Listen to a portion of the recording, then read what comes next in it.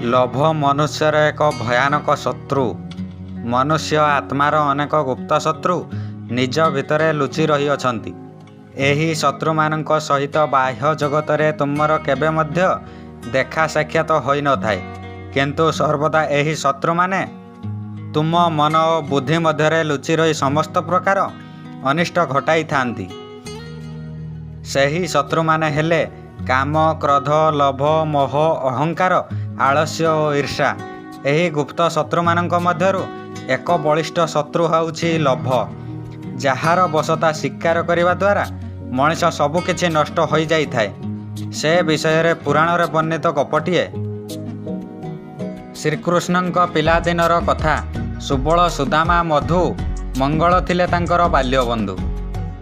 ଶିକ୍ଷା ଲାଭ ବୟସ ପ୍ରାପ୍ତ ହେବାରୁ ତାଙ୍କର ପିତାମାତା ଗୁରୁକୁଳକୁ ବିଦ୍ୟା ଶିକ୍ଷା ନିମନ୍ତେ ପଠାଇଲେ। ଗୁରୁ ସାନ୍ଦୀପନୀଙ୍କର ଶିଷ୍ୟ ଭାବରେ ସେମାନେ ଏକାଠି ରହିଲେ। ଦିନକର କଥା, ଶ୍ରୀକୃଷ୍ଣ ସୁଦାମା ଆଦି ଅରଣ୍ୟକୁ ବୁଲିବାକୁ ଯାଇଥିଲେ। ଗୁରୁମାତା ସେମାନଙ୍କୁ କିଛି ଖାଦ୍ୟ ଦେଇଥିଲେ। ଭୋକ ଲାଗିଲେ ବାଣ୍ଟି ଖାଇବା ପାଇଁ। ସେ ଖାଦ୍ୟ ସୁଦାମାଙ୍କ ପାଖରେ ଥାଏ। ହଠାତ୍ ବର୍ଷା ଓ ଝଡ଼ ତୋଫାନ ଆରମ୍ଭ ହୋଇଗଲା। ବର୍ଷାରେ ଗୁରୁଙ୍କ ଆଶ୍ରମକୁ ଫେରିବା ସମ୍ଭବ ହୋଇପାରିଲା ନାହିଁ। ନିର୍ଜନ ରାତିରେ ଶ୍ରୀକୃଷ୍ଣ ଓ ସୁଦାମା ବିଶାଳକାୟ ବୃକ୍ଷ ଡାଳରେ ଆଶ୍ରୟ ନେଲେ। କିଛି ସମୟ ପରେ ଭୋକ ଲାଗିବାରୁ ଗୁରୁମାତା ଦେଇଥିବା ଖାଦ୍ୟ ପୁଡ଼ିଆଟିକୁ ଖୋଲି ନିଜେ ସୁଦାମା ଲୋଭର ବଶବର୍ତ୍ତୀ ହୋଇ ସମସ୍ତ ଖାଦ୍ୟ ଖାଇଦେଲେ। ଶ୍ରୀକୃଷ୍ଣ ସେହିପରି ଭୋକ ଉପାସରେ ରାତ୍ରି ଯାପନ କଲେ।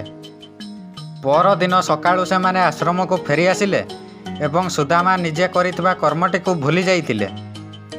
କିଛି ଦିନ ପରେ ଶିକ୍ଷା ଲାଭ ସମାପ୍ତ ହେବାରୁ ସମସ୍ତେ ସ୍ୱଗୃହ ପ୍ରତ୍ୟାବର୍ତ୍ତନ କଲେ। ସୁଦାମା ସିନା ଛୋଟିଆ ଲୋଭ କଥାଟିକୁ ମନରୁ ଭୁଲି ଯାଇଥିଲେ, କିନ୍ତୁ ତାଙ୍କର ଏହି କର୍ମର ଫଳ ନେଇ ସେ ସାରା ଜୀବନ ଦାରିଦ୍ର ହୋଇଗଲେ। ପେଟ ପାଇଁ ମୁଠାଏ ଖାଦ୍ୟ ଭିକ ଭାବରେ ମିଳିଲା ନାହିଁ। କିଛି ଦିନ ପରେ ସଖା ଶ୍ରୀକୃଷ୍ଣଙ୍କୁ ଦେଖିବା ପାଇଁ ସୁଦାମାଙ୍କ ମନରେ ଆଗ୍ରହ ପ୍ରକାଶ ପାଇଲା। ଯେଉଁଦିନ ସୁଦାମା କ୍ଷୁଦ୍ରଭୁଜା ମୁଠାଏ କାନିରେ ବାନ୍ଧି ଶ୍ରୀକୃଷ୍ଣଙ୍କୁ ଖୋଜି ଖୋଜି ଅଗମ୍ୟ ରାସ୍ତା ଅତିକ୍ରମ କରି ଦ୍ୱାରିକାରେ ପହଞ୍ଚିଲେ, ସେହିଦିନ ସଖା ଦର୍ଶନ ଦେଇ ଆନନ୍ଦରେ କ୍ଷୁଦ୍ରଭୁଜା ଗ୍ରହଣ କରିଥିଲେ ଏବଂ ତାଙ୍କର ଦାରିଦ୍ର୍ୟ ସେବେଠାରୁ ଦୂରୀଭୂତ ହୋଇଥିଲା। ଘରକୁ ଫେରି ଦେଖିଲେ ଘରଟି ସ୍ୱର୍ଗ ପାଲଟି ଯାଇଛି। ଗୋଟିଏ ମୁହୂର୍ତ୍ତର ଲୋଭ ଟିକକ ପାଇଁ ସୁଦାମାଙ୍କୁ ସାରା ଜୀବନ ଦାରିଦ୍ର୍ୟ ଅବସ୍ଥା ଭୋଗ କରିବାକୁ ପଡ଼ିଥିଲା। ତ ଦର୍ଶକ ବନ୍ଧୁ ବୁଝିପାରୁଥିବେ, ଗୋଟିଏ ମୁହୂର୍ତ୍ତ ଲୋଭ ରୂପକ ଶତ୍ରୁ କେତେ କ୍ଷତି ଘଟାଇପାରେ। ତେଣୁ ଜୀବନରେ ଏହିପରି ଗୁପ୍ତ ଶତ୍ରୁମାନଙ୍କ କବଳରେ କେବେ ବି ପଡ଼ିବ ନାହିଁ। ଭିଡ଼ିଓ ଭଲ ଲାଗିଲେ ନୂଆ ଭିଡ଼ିଓ ପାଇବା ପାଇଁ ଚ୍ୟାନେଲକୁ ନିଶ୍ଚୟ ସବସ୍କ୍ରାଇବ୍ କରନ୍ତୁ ଆଉ ବେଲ୍ ଆଇକନ୍କୁ ପ୍ରେସ୍ କରିଦିଅନ୍ତୁ। ଜୟ ଜଗନ୍ନାଥ।